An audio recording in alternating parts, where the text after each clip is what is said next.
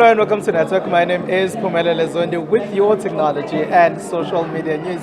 It's SABC Network on Facebook, Twitter, and Instagram. It's News Network at sabc.co.za on email. Today we are at the launch of the Artificial Intelligence of South Africa. It's a collaboration between the University of Johannesburg, the Tshwane University of Technology, and the Department of Digital Technologies here in South Africa. We'll tell you more about that later in the program. This week, Twitter poll is asking you if you are worried that machines will eventually take your jobs. Results of that are coming up later in the program. Firstly, here's what's coming up in this particular program. We have more details about what's happening here at the University of Johannesburg. We then go to Nigeria, where we'll find out about technology that's going to help people with hearing impairments. Humans have said that they're worried about the fact that machines could be taking some of their jobs away. Well, here there's a machine that has been drawing a face behind me, and there's a showcase of all that AI can do. It's all taking place right here at the launch of the AI Institute of South Africa. Robots, drones, and a lot of coding. But it's not all about fun and games. Those launching the Artificial Intelligence Institute of South Africa say AI is incredibly important for our sustainability. AI applications are everywhere. They are invading every sector of life, every sector of the economy, every dimension of the way we live today. So what better? How much better can a country respond to this than to create an institute that is especially created to make sure that it becomes a nerve center from which all these applications can be coordinated and be channeled so as to solve real problems that we face as a country. The country's AI Institute is a collaborative effort between the government's Department of Communications and Digital Technologies, Tshwane University of Technology, and the University of Johannesburg. South Africa cannot afford to be left behind. The economic order is changing, and those who do not adapt to change are going to be left behind. They're going to become poorer. So we have to adapt. And the University of Johannesburg, which is the host today, and TUT, these fine two institutions are going to be leading the conversations on the fourth industrial revolution going forward. And I'm here with the incoming Vice Chancellor of the University of Johannesburg, who will be driving this in all aspects of our lives. For example, the incoming Vice Chancellor has written a book on the impact of 4IR on the law. Our laws must change. And institutes like this are going to advise us as to how do we capacitate our parliament so that they can craft legislations that are going to work to advance the 4IR, not to push us out of the 4IR bus. AI involves machines making human lives easier by simplifying what would be repetitive tasks. It also figures out our behavior and patterns in order to improve who we are and what we need. It's found in many sectors that include automotive, law, and even agriculture. We take one flagship, which is more or less around agriculture.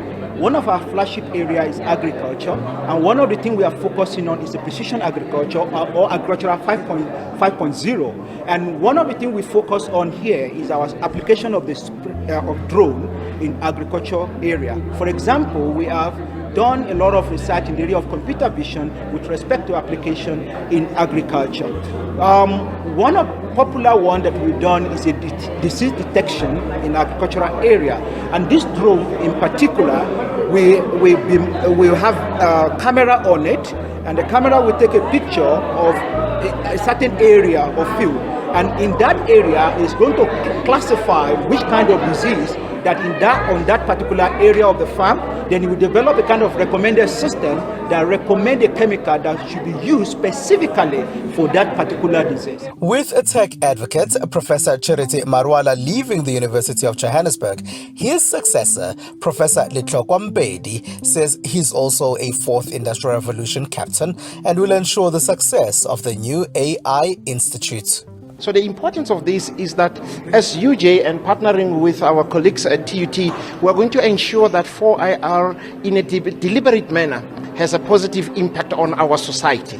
And we are talking today at UJ that we are going to take our Global Excellence and Stature 4.0 strategy and to take it to Global Excellence and Stature 4.0, but for societal impact. And this is, a continuation of this. There's this center at the University of Johannesburg. There will be another center at the Tshwane University of Technology's Soshanguve campus. Those here say they will also work with other universities in research they will be doing. Apart from helping in employment in many industries, AI can also help us solve many issues. And that's all being discussed right here at the University of Johannesburg.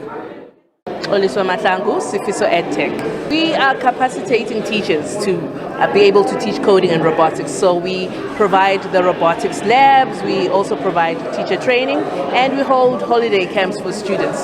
So we are making sure that robotics reaches from grade R all the way up to grade 11. So we'll start off with the kids. We don't want them to get into varsity and get shell-shocked, right? Technology is all around them, and we want them to be competent with technology and comfortable with it. And for teachers, normally they're not the most natural to it. They haven't been using it.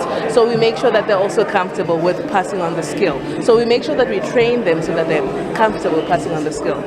Okay, Siyabonga Madide. I represent information and informatics and accounting from DUT. We are MICT collaborative. It's very important, especially as we are moving to 4IR. Of which is actually important for everyone. COVID-19, if you can remember, it's actually helped us in knowing that we need to move to online digital spaces. So we had to come up with these robotics modules whereby we are teaching these young kids on how to operate them. My name is Sanele Doisa. I come from DUT under the collaboration of MICT. For me, it's very important because we are under one country, and in order for our country to be one of the best, it needs us universities, like researchers and everything, to be under one umbrella and achieve one goal, which is to make South Africa better. Let's go to Nigeria now and take a quick break from what's happening here at the launch of the AI Institute of South Africa. In Nigeria, there is a technology that's helping people who can't see read. 17-year-old Meshek Odion walks to the school library for his next class in ICT. But today, he's meeting with a team of young tech entrepreneurs who have come to showcase their reading app for the blind with the class. Blind from birth, Odion attends the Pesili School for the Blind and Partially Sighted Children. He aspires to be a musician. Odion has always been worried about what the world holds for him, with only Braille as his means of reading. He is now more hopeful. Actually, I would prefer this app because there are many things that I will see outside there, and maybe it will not be in Braille, it may be in sighted, so this app will help me to recognize it. Odion's renewed hope about his future has been made possible by a Nigerian startup called Vinsight that is focusing on using tech to assist the blind. Their team have developed several products, including a mobile app that translates text to audio, which they are now modeling from the phone software to a hardware eyeglass. Vinsight CEO Golowale Tommy said he got curious while in the university after a friend told him that his visually impaired friend had to drop out of school. About 15.3% of the world's blind population resides in Africa, according to the World Health Organization, where they often lack the resources and support needed to succeed in school and in real life. I just felt everybody should have the same level of inclusiveness, right? Everybody should have the right to education and right to a good well-being. So, and based out of curiosity, I wanted to just try and see if I could build something that could solve the problem, and that was where it all started from. From the software, we currently moved to these hardware glasses that we're currently building, and the hardware glasses is pretty much leveraging the same technology as the software, but at an optimized level. And what this glasses pretty much does is that it helps those who are visually impaired to be able to read, one, identify objects, scenes, and colors around them, also identify currency, and also over time, the glass. The hardware, when completed, will not only assist in reading, but will be able to identify colors, currency, and help the blind virtually connect with someone to navigate around a particular environment. Marian is a Nigerian Youth Corps member serving in the Lagos State Office for Disability Affairs. While Marian is totally blind in one eye and only manages to see with the other, she used the VinSight mobile reading app while in the university. Nigerian government is actually trying, at least now they are giving space like slots for those that are visually impaired, even other disabilities, jobs, opportunities for jobs and everything. So it's now becoming a little bit easier. But we're still trying to create the awareness that we are not useless. We can still do things even with the help of tech world. The company distributes its products to schools and institutions and estimates it has reached about 5,000 people. It's SABC Network on Facebook, Twitter, and Instagram. News Network at sabc.co.za on email. Right, artificial intelligence is something that controls a lot of things that we do, and you find it in healthcare, you find it in automotive, and you find it in a lot of sectors nowadays, and it's there to make our lives easier. But the problem that's being raised in South Africa is that there could be a shortage of AI skills, as there is a shortage of 4IR skills at large. But there's now a new institute, and that's the Artificial Intelligence Institute of South Africa, which is a partnership by the Department of Communications and Digital Technologies with the Tshwane University of Technology and the University of Johannesburg. To talk to us more about the launch of this new institute is the Minister of Communications and Digital Technologies, Kumbutso Nchabeni. Hello, and thank you very much for joining us, Minister. Thank you for having me. Right, maybe we can start by explaining why South Africa needed this institute that's been launched today. Yeah, we needed the institute because we need somebody to drive our agenda on AI, somebody to then coordinate everybody, but also to be focused really on it. If you had during my speech, I was indicating that people are doing small things here, small things there, but it's not making an impact because we are not coordinating. Because now we've got the two universities who are partners with the department, and we have done this institute, and we've got a hub here. We're going to launch another hub in TUT. We're then now going to start tracing what is the AI training in the country in terms of skills. What in terms of, do we need that training at high school, at primary school? Where do we start? Because there are schools that are already teaching robotics. Is the curricula correct? But also the students that are at the universities, what are they being trained on? Because AI, you're no longer training students in computers or engineering fields. You're training students in the arts, in social sciences, on AI, because that's how diverse it is. Because you want to upscale them so that when they graduate, when they leave the universities or the institutions of higher learning, they go out with the skills. That is one. But also, you've got industries that some have money they can invest in. We spoke about companies like BMW, Mercedes-Benz, the ones who are in auto manufacturing, and others who are in agriculture, who are already using robotics to improve their efficiencies in terms of manufacturing. But you don't, what about a small business person who will not be able to drive or develop a factory of the future? But a person who's processing tomato paste in some way in a small town would not have money to invest in the technologies, but will do the research on those efficiencies and also the type of technologies done. So an institute of this nature will then come back and say, okay, we can prototype a manufacturing factory of the future, or we can prototype a manufacturing factory in agro-processing, and therefore this factory of this nature must be done this way. So they don't have to invest on that, they can then just go and invest on the technology and put it out. But also they can say, okay, if you are sitting with this current technology, how do you enhance its use and all those things as part of, because the AI or your digital economy also works with what you call circular economy, about reuse of the technologies that are already there. So those are part of the things that we do. But also let me give you what we just saw now when we went to open the hub. There are young people who are running a hackathon for theater.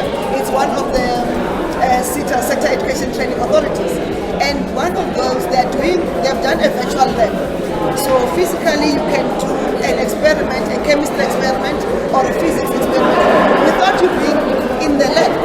So imagine how many of our schools are teaching science and maths who do not have laboratories. So, and the infrastructure cost required from government, in particular in public schools, to then set up the labs. So I was asking them, when is the model going to be ready to go out in commission? They're telling me that between January and March, and I'm looking at, I need to have a good conversation with the Minister of Basic Education to say, can we have the science schools who do not have labs, and talk to industry, can you sponsor this tech deployment in those schools so that these kids but also can deploy it in the gadgets these kids must have. These kids who are doing science and maths, who need a physics experiment or biology experiment, a chemistry experiment, they can do it in the comfort of their own classroom without going to a lab and have a real life experience. Can you see the significance? We've cut the cost, but the kids are experiencing the real life thing. So that's why it's important to have something like this. It would not have been possible to do it in any other environment. It's possible because we are doing it from an institute perspective, and because they are designed to solve social problems, public good problems, they are designed to solve economic problems, they are designed to solve societal problems in general. Minister, you talk about part of it being to benefit kids who are in schools, especially in underprivileged communities. Now, these centers are sitting in Johannesburg and Pretoria. Do you foresee them helping kids in far-flung rural areas? We foresee them helping kids in far-flung rural areas. And by the way, TUT and UJ, they've got campuses in Soweto, and UJ and TUT is sitting also in social movement, so do not take that one out. And majority of their students are actually in their social movement campus.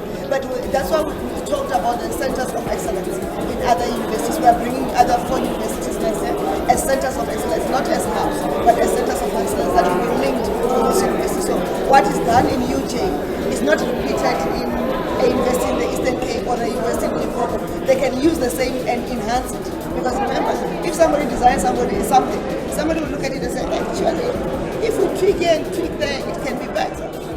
So that's the collaboration then, and the importance of the collaboration of different universities, right? Now, why is it so important that they work together? Because we haven't seen them working together to this magnitude before. So when you compete, you double up the use of resources.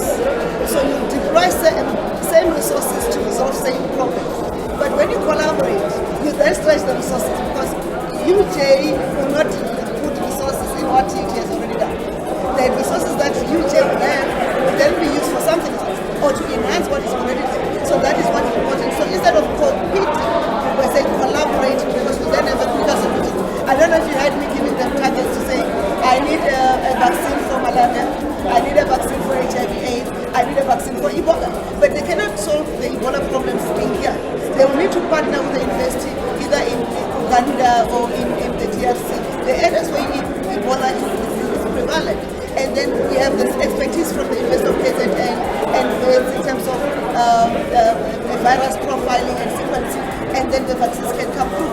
And also the Professor was asking me, said, Minister, sure, we wonder how many vaccines will be produced at this rate. I said, immediately we want 3.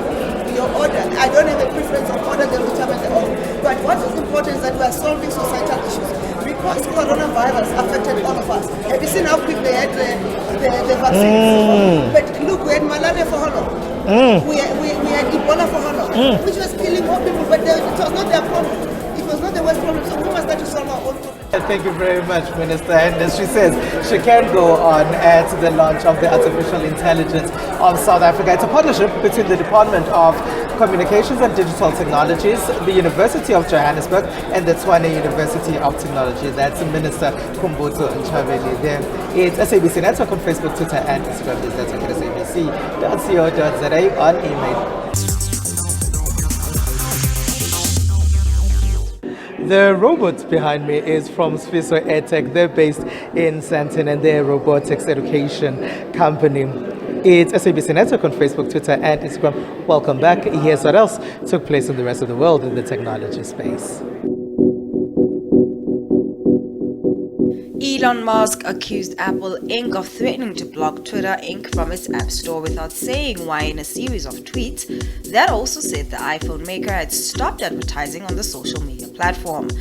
The billionaire CEO of Twitter and Tesla said Apple was pressuring Twitter over content moderation demands. The action, unconfirmed by Apple, would not be unusual as the company has routinely enforced its rules and previously removed apps such as Gab and Parler. And now in England. In an underground World War II air raid shelter where London tube trains can be heard rattling overhead, aromatic coriander leaves tilt towards the pink glow of LED bulbs. This is how farms will look in the future. So growing underground is the first farm for zero carbon farms, and what we do here is we sustainably grow fresh produce in former World War II air raid shelters, and we grow this both for the fresh produce industry and also the extractions market. And the way that we do it is we use renewable energy, we use recirculating water, and we're able to grow the crops 365 days a year with little impact on the environment. The farm's subterranean location means inbuilt insulation from the cold. It also has private wiring bringing an energy supply from renewable sources. Plus, it uses 70 to 90% less water and 95% less fertilizer than typical agriculture, as well as growing all year round at faster rates. Now in the US. It's an unseasonably warm day on the University of Illinois at Chicago, or UIC campus. Sprinkled in amongst the students walking along the school sidewalks are fully automated robots rolling around on 6 wheels carrying food meant for a hungry scholar. It's really kind of exciting. I mean, who would have thought just 10, 20 years ago that food could be delivered by a robot, right? Anybody can download the app, just like a DoorDash or Grubhub, and they can place a pin on campus and order from whatever restaurant is available. That restaurant will then fulfill the order, load the robot, and the robot will be off to you fully autonomously. Despite their global success, Starship's fleet of fully automated delivery robots do have their skeptics on UIC's campus. I don't think they're the most reliable, and I'm sure you're being taxed on extra for using it as a service. So most kids are probably going to avoid that and just go to Starbucks or something easier.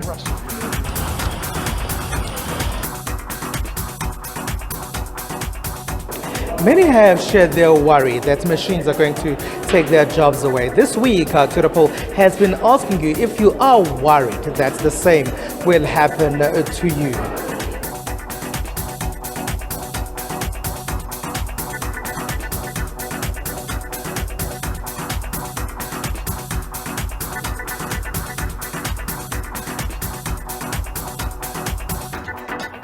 And that's it. That's all we have for you. Find us on SABC Network on Facebook, Twitter, and Instagram. It's newsnetwork at sabc.co.za. On email from me, Pumela Lezondi, and the rest of the team from right here at the launch of the Artificial Intelligence Institute of South Africa. Have a good one. Bye-bye.